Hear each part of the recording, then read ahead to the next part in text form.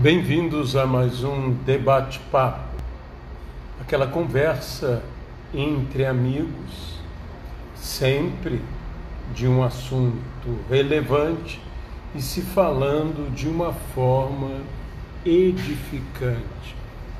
Hoje, como todas as sextas-feiras, nós teremos a presença da missionária Edmeia Williams, que hoje estará falando conosco desde lá de Santarém, lá no Pará, onde ela está com sua família, com sua irmã, que, se não estou errando, está completando mais um ano de vida, 81 anos. Então ela está na casa de sua irmã em Santarém.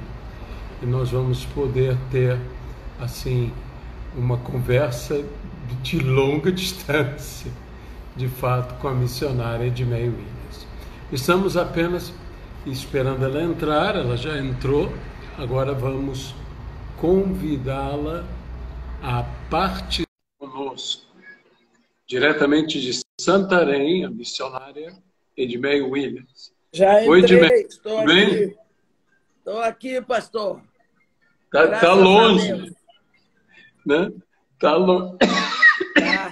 Aqui calorzinho, pastor, tá daquele calor amazônico. Eu imagino. Uma beleza. Uma beleza. É sua irmã, né? É, minha irmã Tá está fazendo mandando um aniversário. abraço para o senhor, para todos Obrigado. vocês aí. Muito obrigado. Ela está dizendo que tem bolo, tem guaraná, tem pudim. Tem pudim. Que o senhor gosta. Eu gosto. Pois Eu é. gosto. Pudim, para mim, é uma coisa maravilhosa. Eu sei, pudim de leite, então. E brigadeiro. Brigadeiro também, né? Engraçado isso. Como brigadeiro.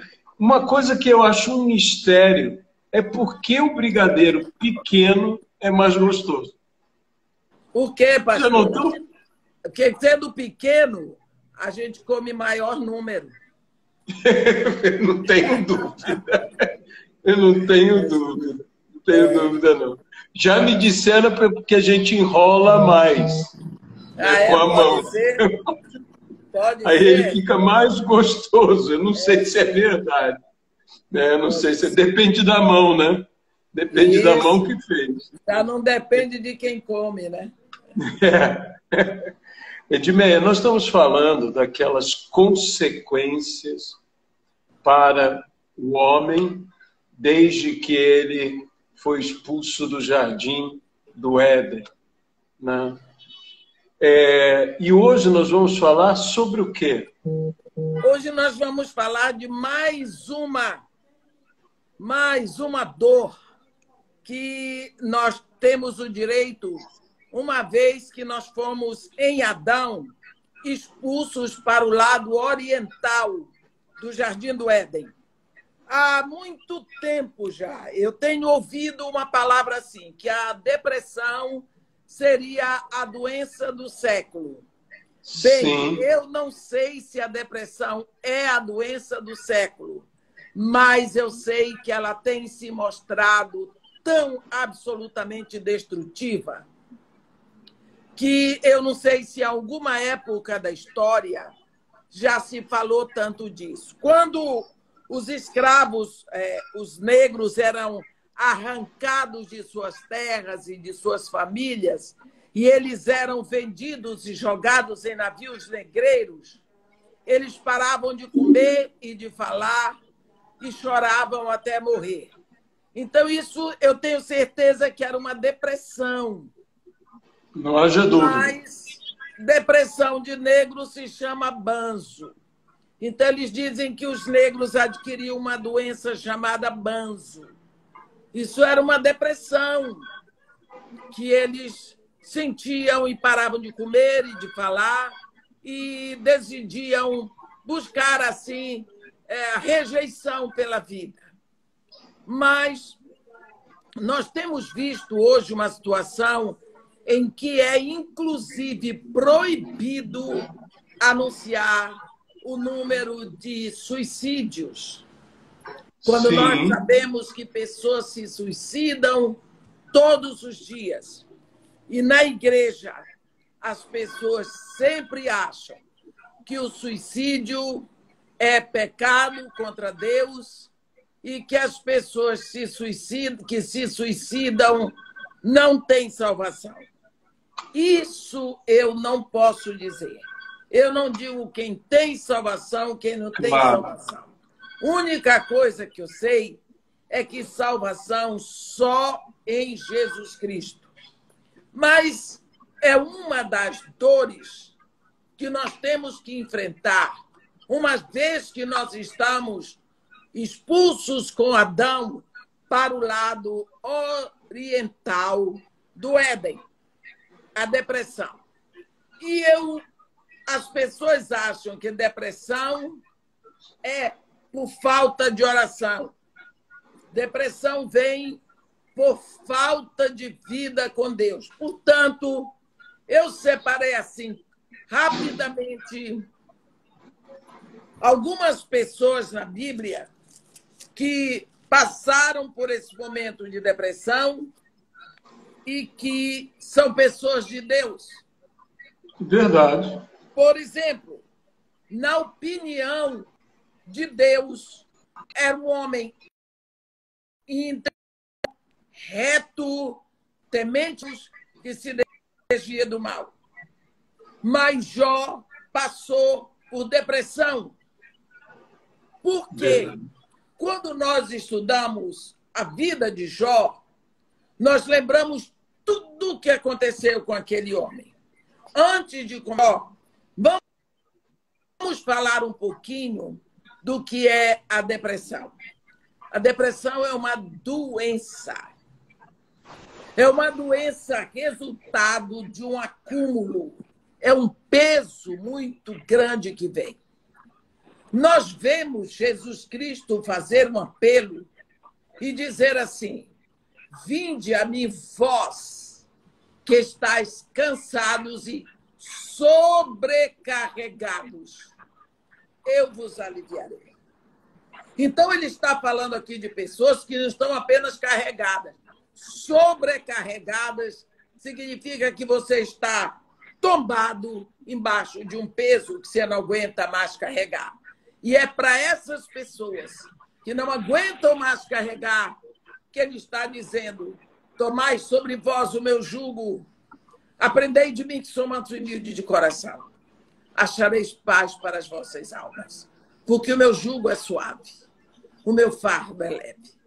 Então, a depressão foi estudada por Hipócrates, conhecido como o pai da medicina, no 4º a 5º século antes de Cristo. E Hipócrates chamou a depressão, ele deu o nome de humor negro ou melancolia. E ele descreve o estado de depressão como um estado de profundo abatimento que progride de uma leve anedonia até o mais profundo sentimento de desânimo. Então, anedonia, nós sabemos, é ausência de prazer.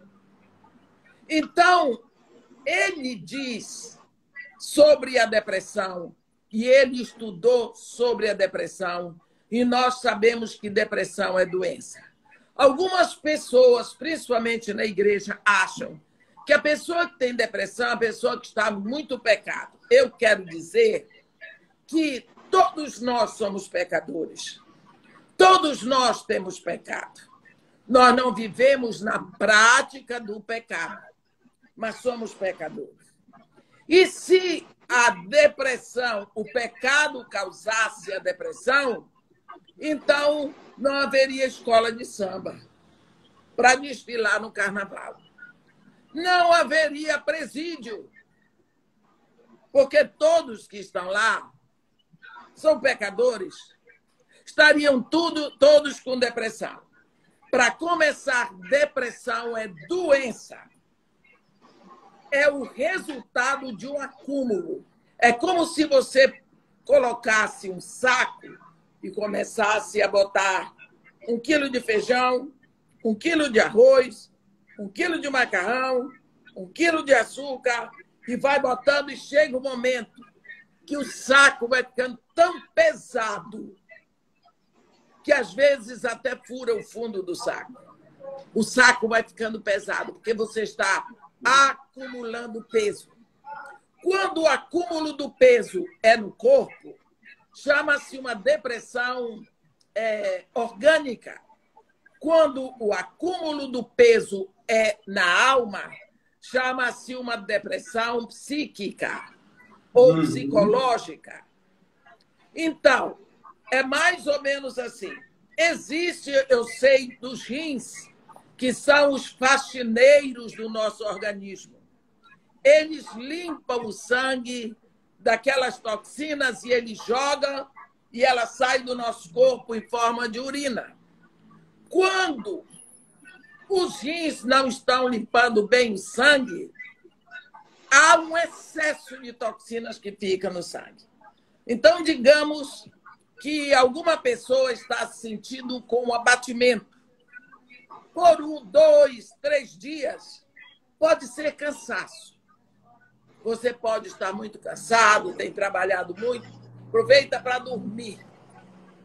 Aproveita para descansar. Passou disso, ora e vai ao médico. E todas as vezes que a gente vai ao médico, tem que orar pelo médico. Para que o médico, no poder do Senhor Jesus, descubra o que você tem. Porque se Deus não quiser, não tem médico que cure, não tem remédio que cure, nada. Porque Deus cura com remédio, sem remédio, com cirurgia, sem cirurgia, com médico, sem médico. É Deus sempre que cura. Portanto, você vai ao médico. Chega lá o médico, de preferência um clínico. Ele vai pedir uma bateria de exames. Você faz os exames e depois você leva o resultado para o médico. Ele, olhando o seu resultado, ele vai dizer, olha, o seu sangue está com muita toxina. A sua taxa de creatinina está muito alta. A sua taxa de ácido úrico, de ureia, está muito alta. Então, ele viu que existe um acúmulo no seu sangue. Então, ele seguramente vai dar um remédio para ativar a função renal.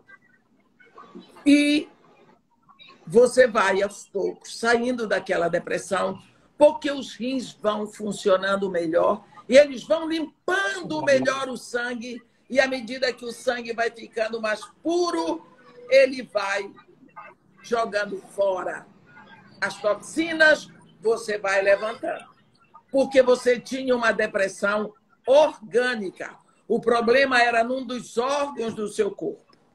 Mas suponhamos que você foi ao médico, ele olhou os exames e disse, olha, o seu sangue está ótimo, suas taxas estão maravilhosas, e você assim mesmo está com depressão, o acúmulo não é no seu corpo, o acúmulo é na sua alma. A sua alma acumulou muito lixo.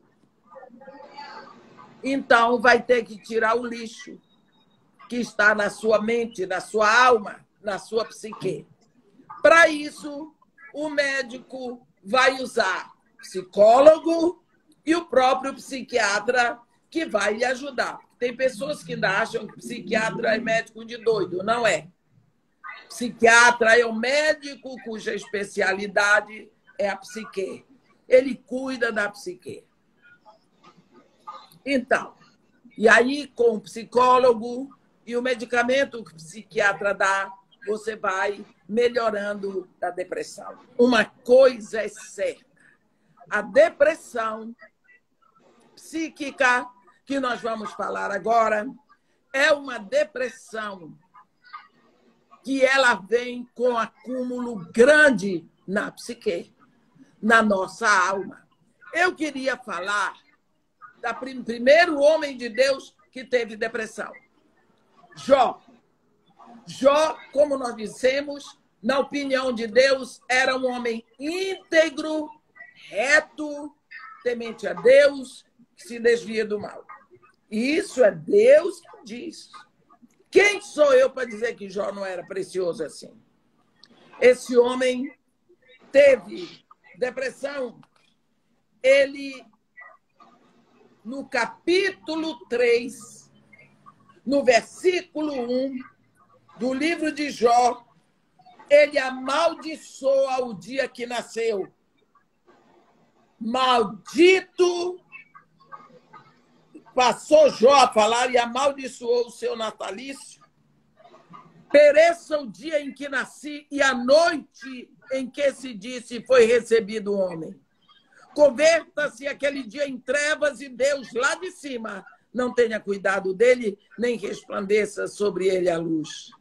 Reclamem-no as trevas e a sombra da morte, habitem sobre ele nuvens, espante-o tudo o que pode enegrecer o dia. E assim ele vai, amaldiçoando o dia que nasceu. Isso é fruto de depressão, porque ele não tem nem prazer em ter nascido. Segunda coisa, ele diz no versículo 1, por que eu não morri na madre? Quer dizer, ele estava invejando os abortos. Agora, por que esse homem chegou a esse ponto? Olhe para trás. Veja o acúmulo de onde veio. Primeiro, no capítulo 1, ele tem uma falência financeira total e ele era um homem riquíssimo. Pense o que você dormir num dia milionário e acaba no outro dia na miséria. Foi isso que ele passou. Ele não teria nem como continuar com os empregados dele, com nada. Acabou isso aí. Capítulo 2 vem o luto. Ele perdeu todos os filhos. Tem gente por aí fazendo tratamento e tudo sofrendo, lógico, porque enterrou um filho. Ele enterrou todos. De uma vez só. E ele era um pai excelente, preocupado com os filhos, preocupado com a vida deles diante de Deus e tudo mais. Perdeu.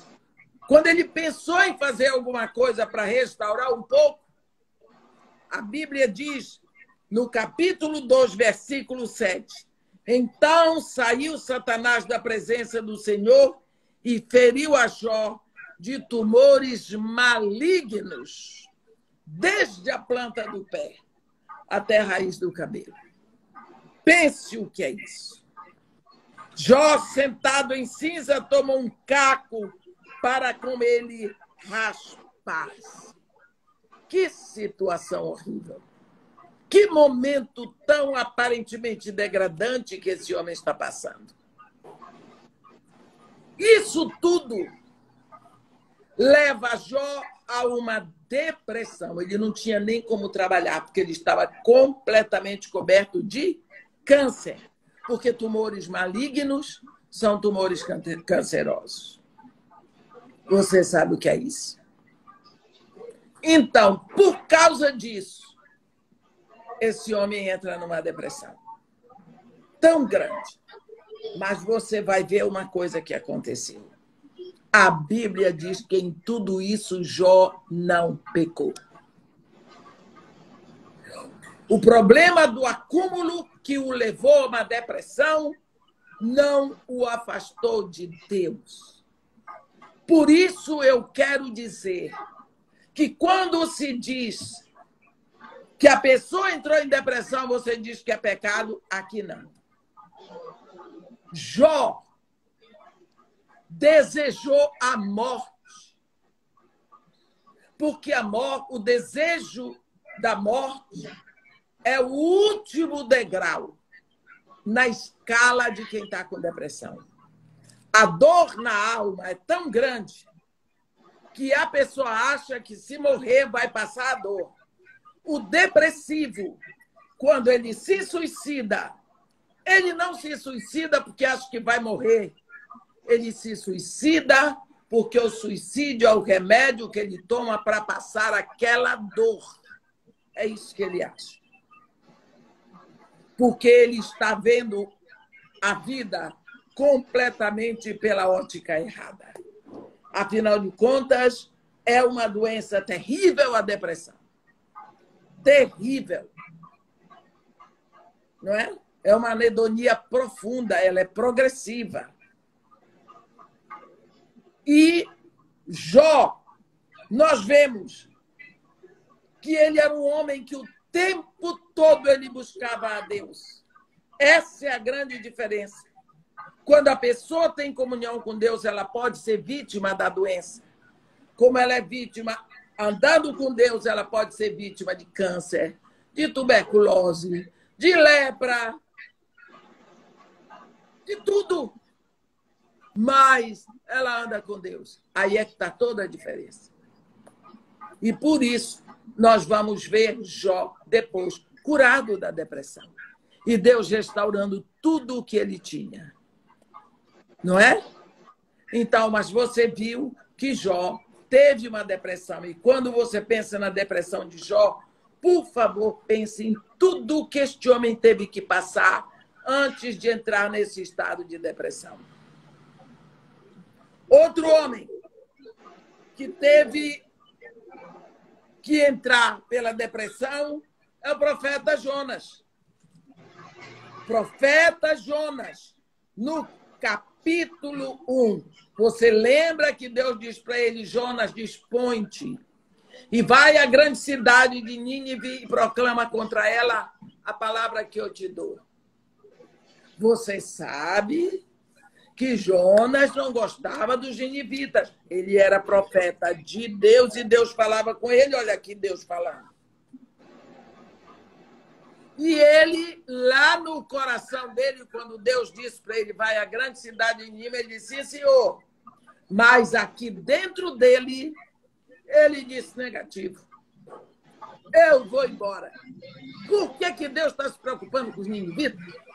Os ninivitas são péssimos, são inimigos de Deus, são inimigos de Israel.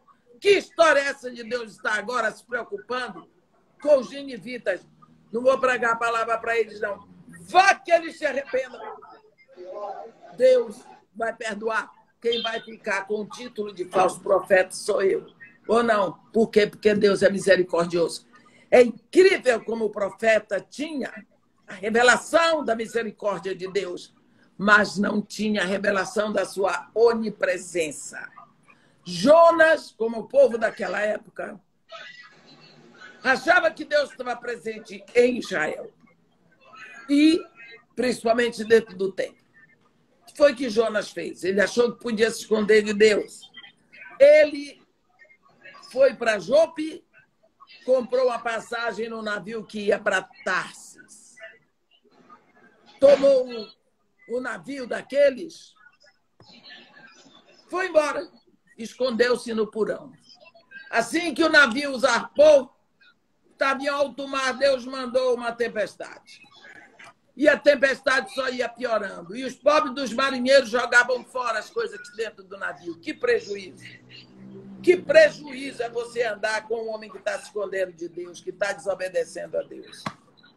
E haja jogar fora coisa, e o capitão, vamos, e ora aos seus deuses. Aí ele lembrou que tinha um camarada lá embaixo. Ele foi lá e disse, levanta, vem, clama pelo teu Deus. Porque todo mundo clamava pelo seu Deus. O profeta era o único que não orava. Está vendo? Por quê? Como ele ia clamar por Deus se ele estava se escondendo de Deus? Meu irmão que me ouve, deixa eu lhe dizer, você pode até correr de Deus, mas nunca pense que você pode se esconder de Deus, porque os olhos de Deus estão em todo canto. Estão em todo canto. Os olhos de Deus veem o seu íntimo, até a palavra que não saiu da sua boca. Mal você pensou nela, Deus conhece toda. É isso que está escrito na palavra. Quando chamaram Jonas, resolveram lançar sorte. E a sorte caiu sobre Jonas. E quando caiu sobre Jonas, Eles disseram, declara-nos agora, por causa de quem nos sobreveio esse mal? Que ocupação é a tua? De onde vens? Qual a tua terra? De que povo és tu? Eles queriam saber da vida de Jonas, porque Jonas era o culpado daquilo. Jonas, solenemente, estou vendo a cara dele. Eu sou hebreu e temo ao Senhor, o Deus do céu, que fez o mar e a terra. Ai, meus irmãos, quando ele disse isso, quando os marinheiros ouviam que ele temia a Deus que fez o mar, o povo disse, então é por isso, olha o mar como está. E eles ficaram possuídos de grande temor. Que é isso que tu fizeste? Porque sabiam os homens que ele fugia da presença do Senhor, porque havia declarado para eles que estava fugindo da presença do Deus que fez o mar. E aí o mar estava daquele jeito. Que te faremos para que o mar se acalme? Tu conheces o Deus que fez o mar? Ele disse, sabe o que é que vocês precisam fazer? Tomai-me e lançai-me ao mar, e o mar se aquietará, porque eu sei que por minha causa vos sobreveio esta grande tempestade. Olha que sujeito. Ele sabia que não podia se jogar no mar, porque aí seria suicídio. E seria pecado. Nesse caso aí. Ele disse, vocês podem me jogar, vocês podem me matar, porque vocês são bárbaros e eu não sou. Os homens, coitados, temendo o Deus de Jonas, ainda se esforçaram para remar. As ondas ficavam cada vez mais altas, só teve um jeito. Jogar Jonas no mar. Então eles clamaram, falaram com o Deus de Jonas e jogaram o Jonas. E quando eles jogaram Jonas ao mar, a palavra do profeta se cumpriu. Assim que eles jogaram Jonas no mar, o mar cessou a sua fúria. Mas que negócio! Que coisa! Agora, Jonas, na oração dele, ele diz que ele desceu nas profundezas da terra, do abismo, cujos ferrolhos se cerraram. Sobre ele eram os dentões do peixe. Ele não sabia que Deus tinha mandado um peixe grande. Ei, acompanha aquele barco e tu vais abrir a boca na hora que eu disser. Quando jogaram Jonas, Deus disse para o peixe, abre a boca. Jonas caiu na garganta do peixe, o peixe fechou. Você gostaria de estar no lugar desse homem? Primeiro, estava decepcionado com Deus dele, que estava dando atenção aos ninivitas, tinha inveja, tinha ciúme do Deus dele. Segundo, os percalços que ele passou naquele navio, porque ele sabia que a culpa era dele e ele ia acabar sendo jogado no mar. O medo que esse homem passou, porque nós não sabemos quanto tempo demorou isso tudo. Quando a sorte caiu sobre ele. O pavor de saber que ia ser lançado na água. Morrer afogado. Você já ficou assim ameaçado de morte? Mas Jonas ficou. Jonas não sabia que ia ser engolido por um peixe que Deus tinha mandado. Jonas sabia que ele ia morrer afogado e o mar seria sua sepultura, e ele tinha medo porque ele não tinha espírito que desejasse isso. Passou 3 dias, meus irmãos, sem comer, sem beber, sem falar e seguramente sem dormir.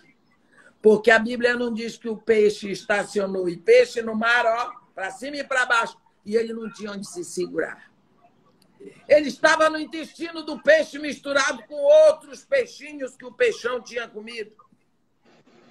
Pense o que é isso. O sofrimento deste homem. 3 dias.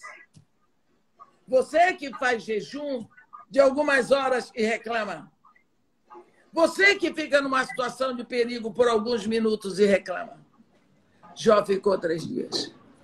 No final, aconteceu que ele foi vomitado pelo peixe na praia. Eu não sei quanto tempo ele ficou lá com o olho virado, naquele mau cheiro. Deve ter entrado no mar e se lavado, acertou o caminho de casa.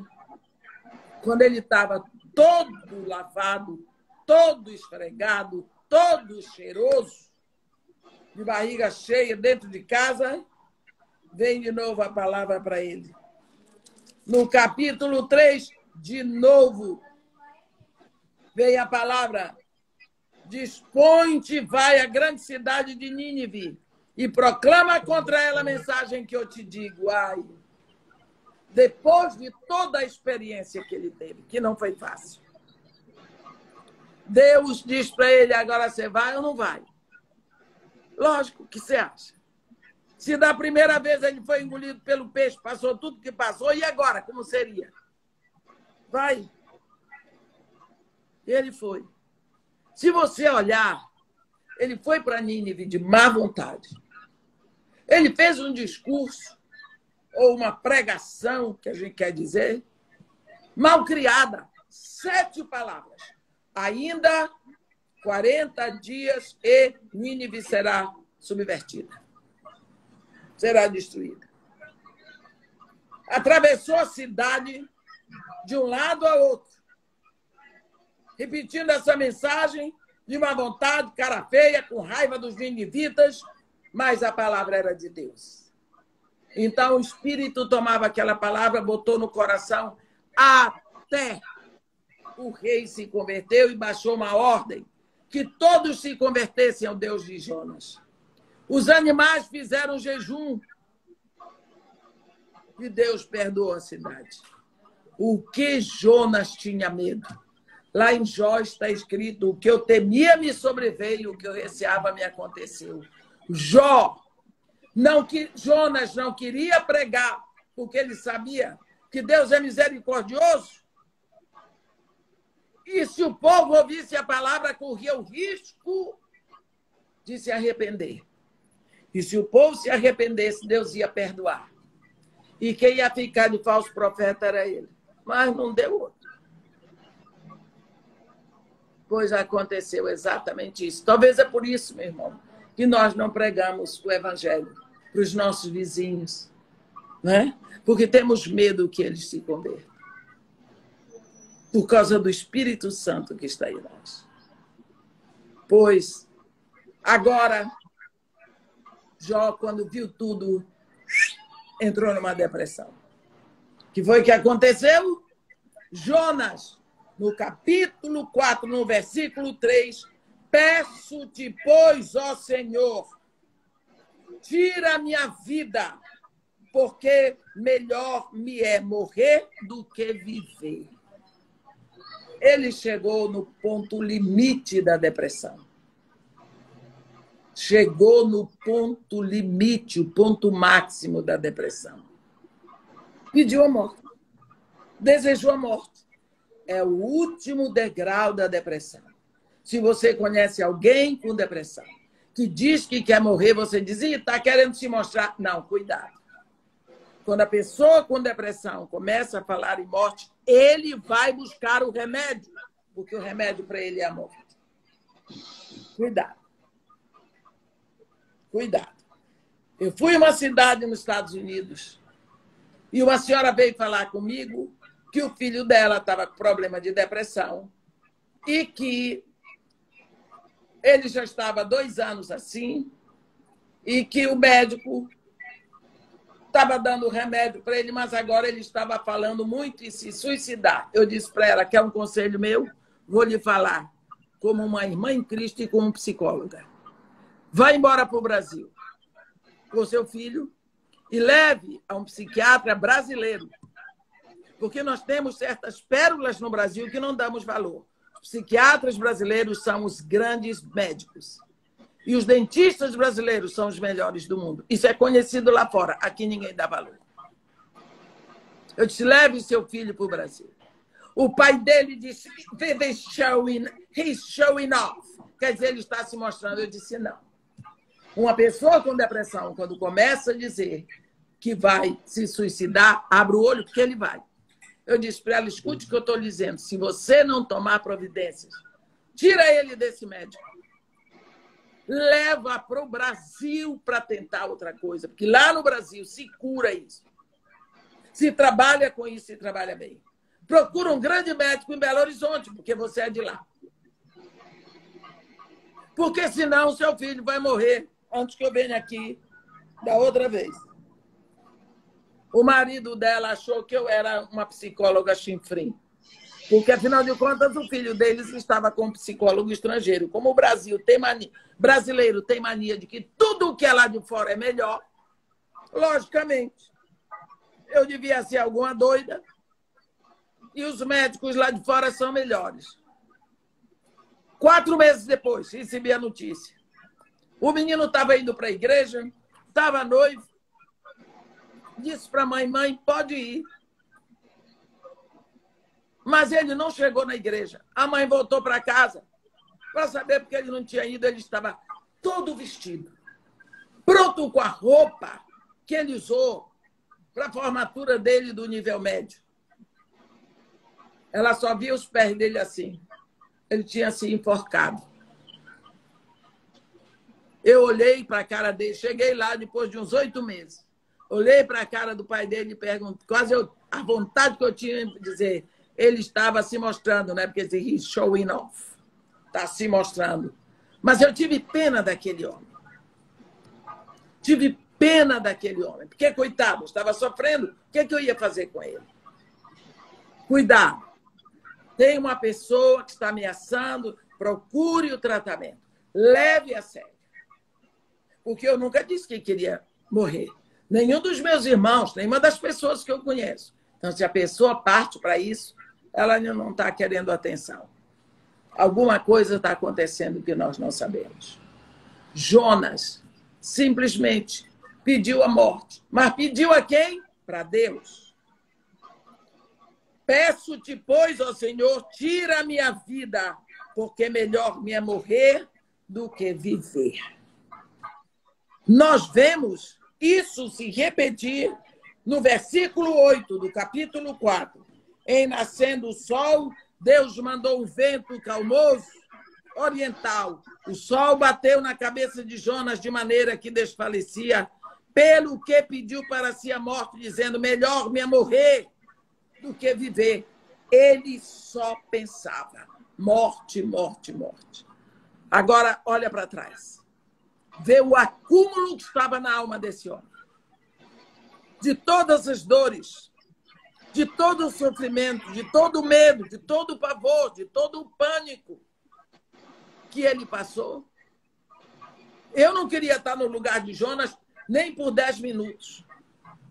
Ele passou por uns percalços muito fortes. Ele não aguentou. A alma dele embotou. Ele sucumbiu. Vamos para outro. Elias. Elias, lá em 1 de Reis 19, 1 de Reis, no capítulo 19, você vê primeiro.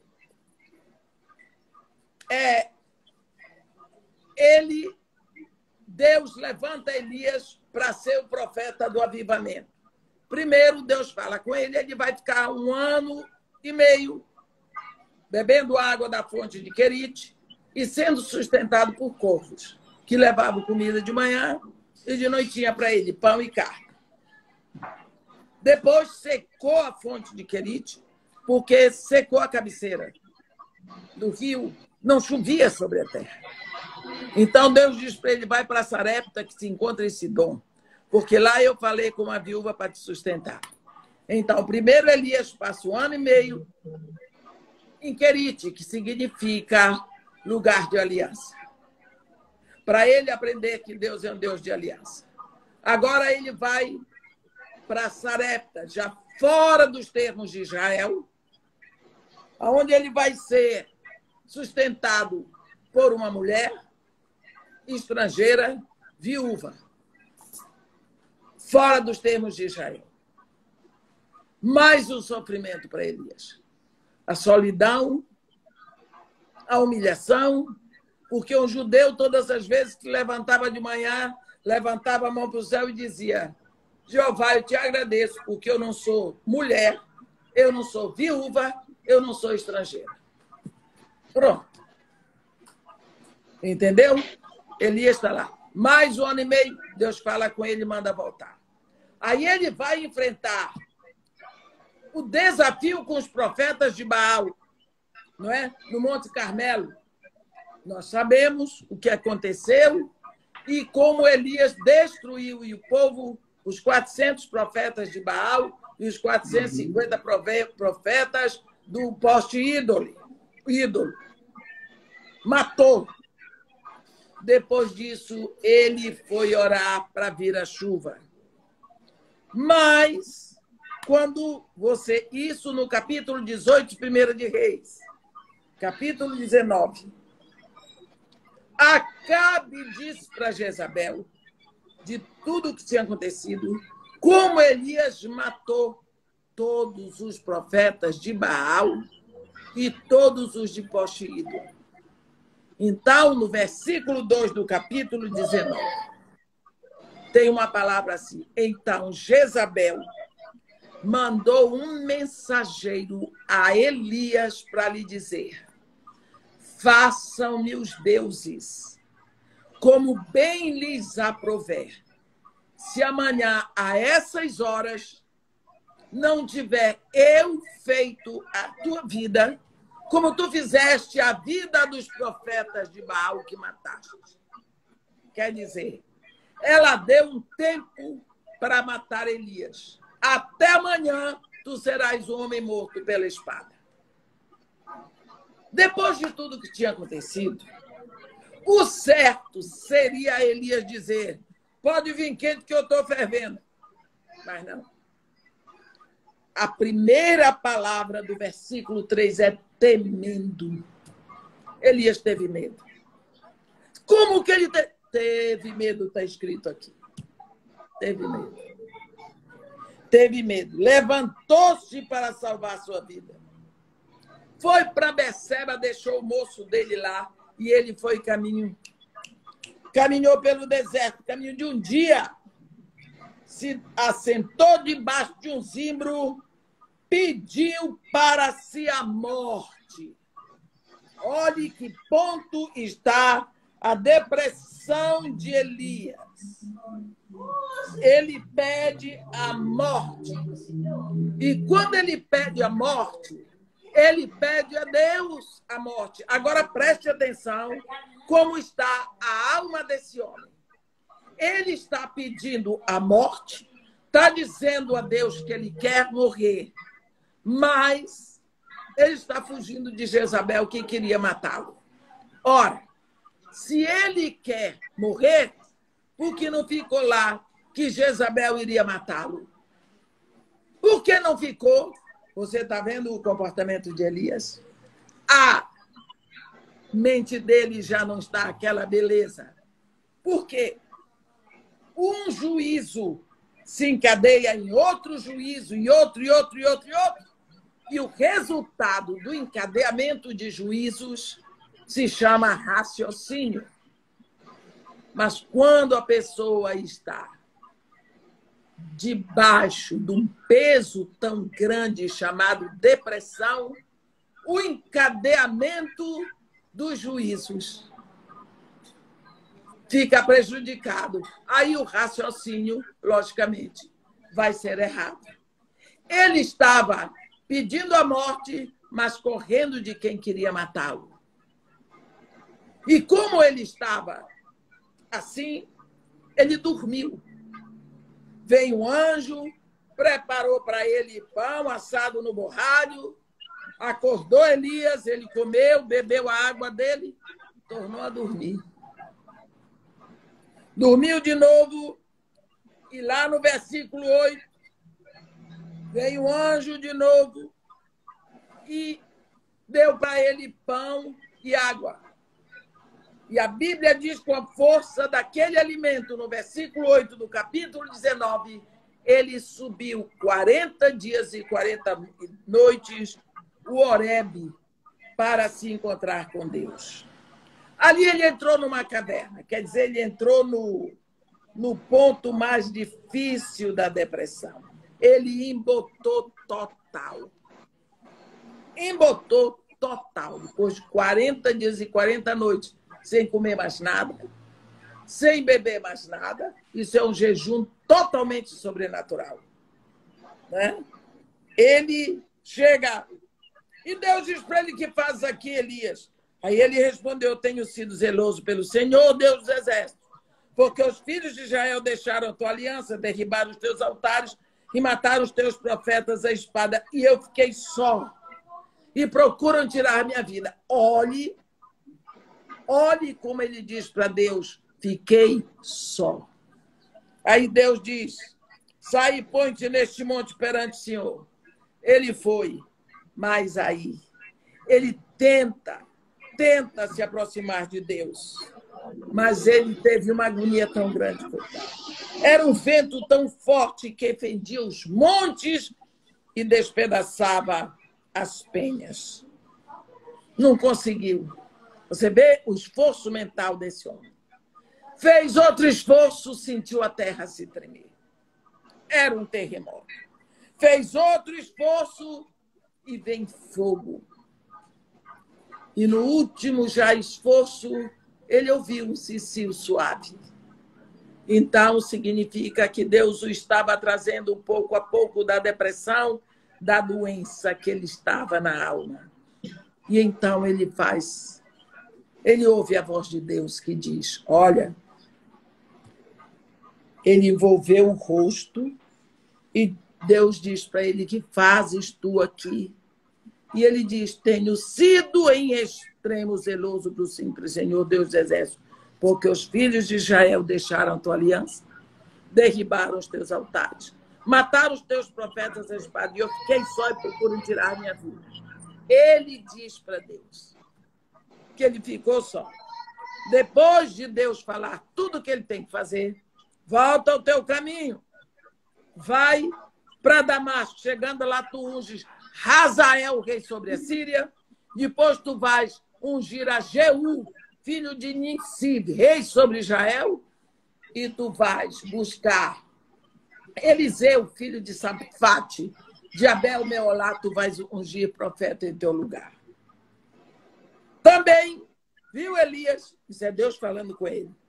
Conservei em Israel 7.000. Ué, Elias está dizendo: só eu fiquei. Deus está dizendo: não, senhor. Tem 7.000. Todos os joelhos que não se dobraram a Baal e toda a boca que não o beijou. Você viu como a mente de Elias se fechou nele? Ele só olhava para si agora. Ele só conseguia enxergar a situação dele. Deus diz: não, tem 7.000 que eu conservei. Como tu vem me dizer que ficaram só, que tu ficaste só? Não, senhor, vai trabalhar. Está na hora de morrer, não. Tomou o choque dele, correu para Abel Meolá e foi ungir Eliseu, filho de Safate, para ficar no lugar dele. Quem foi ungir Hazael, rei sobre a Síria, e Jeú, filho de Nissi, rei sobre Israel, já foi o ministério de Eliseu. Agora vamos ver por que este homem quer morrer. Por causa da depressão. Por causa do acúmulo de tudo o que ele passou. Tudo o que ele passou. Fora da sua família, da sua terra, da sua língua, comendo comida do bico de corvo que baba tudo, indo para Sarepta, enfrentando o profeta de Baal, tudo isso e depois ameaçado de morte. Ele embotou numa depressão. Foi curado? Foi. Por quê? Eu poderia falar de outras pessoas, mas o tempo não nos permite. A Bíblia é cheia de exemplos sobre pessoas que tiveram depressão e foram curadas, porque a depressão era psíquica. E por quê? pediram a morte iam morrer. Se você olhar, Jó queria morrer, mas buscou a morte aonde? Em Deus. 7 dias sem falar, 3 sem comer, amaldiçoou o dia que nasceu. Queria morrer. Um homem de Deus. Jonas pediu a morte para quem? Para Deus. Ele falava com Deus. Ele não buscou a arma para se matar, ele buscou a Deus. Elias fugiu, foi para Berseba, correu daqui e dali buscando a Deus, porque queria morrer. Daí nós vemos que a depressão, ela afeta os filhos de Deus, porque ela é uma doença. Mas se a depressão é psíquica, você tem que buscar a Deus. Ainda que você procure um psicólogo, de preferência um psicólogo filho de Deus, você procura um psiquiatra, sim, não é pecado procurar médico. Mas não esqueça de abrir o seu coração com Deus. Porque o acúmulo que está na sua alma, você tem que abrir para ele. Olha, a gente às vezes diz, mas fulano entrou em depressão. Não, é uma caminhada, é um acúmulo que vem de anos. Às vezes você pega um copo d'água, ele está cheinho. Por causa de uma gota que cai, ele transborda. Se nós estamos reunidas em 10 pessoas, passar o vírus da gripe, ele ataca a todos. Mas só 2 ficam gripados por causa da resistência. Outro dia encontrei uma mulher sofrendo. Por quê? Porque morreu o gato dela. Quando eu falei isso para uma senhora, ela deu gargalhada, chorando por causa de gato. Ela gostava do gato dela. A dor dela era pelo gato dela.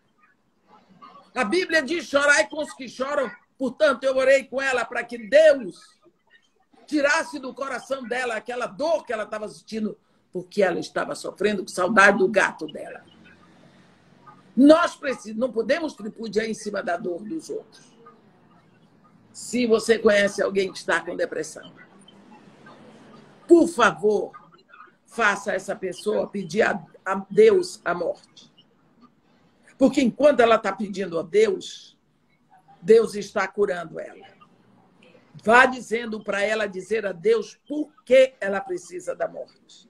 E ela vai abrindo o coração para Deus. Todos os dias, faça ela ir a Deus. E vai chegar um momento que ela não vai estar mais falando de morte.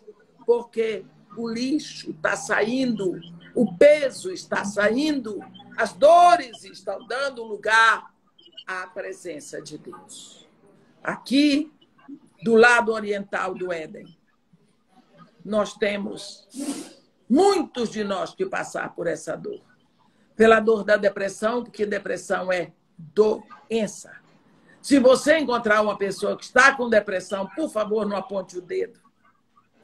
Não diga que é falta de oração. Não é hora de falar isso. É hora de você orar com a pessoa. É hora de você levá-la a falar com Deus.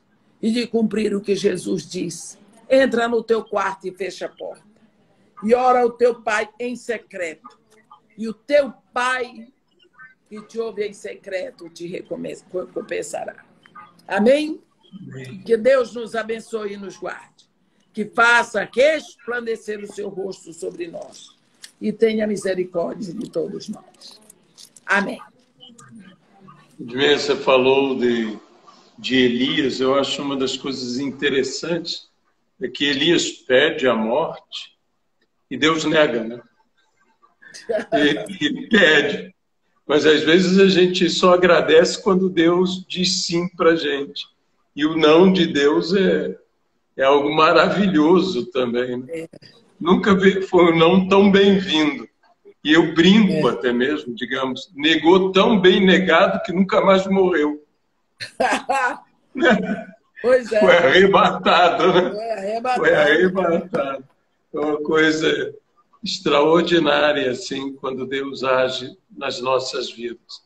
Antes de nós terminarmos, Edmeia, Você poderia dar para todos que desejarem contribuir para a casa de Maria e Marta? Pois não, pastor. A conta é no Banco do Brasil. Banco do Brasil, agência 3223, dígito 9. E a conta corrente é 4055, dígito X. Agência 3223, dígito 9. E a conta corrente é 4055, dígito X. Às vezes, o banco não aceita o dígito X, então você põe 4055, dígito 0. Você experimenta o X, se não entrar, é o 0. E o CPF é 050 110 355/49. CPF 050 110 355/49. Amém? Amém. Dá um grande abraço na tua irmã pelo aniversário dela. Tá bom, pastor. E aí, nesse calorzinho agradável de Santarém. Tá uma beleza. Tá bom, pastor. Meu, imagina. Imagina. Um grande abraço. Muito obrigada, pastor. Dá um beijo em todo mundo que eu estou mandando. Tá bom. E até a próxima sexta, se assim Deus permitir. Quiser. Tá, João. Tchau. Tchau.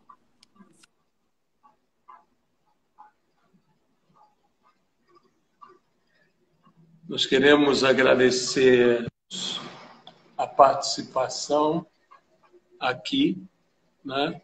E que Deus possa abençoar a todos vocês e até uma próxima vez, se assim Deus nos permitir. Amém.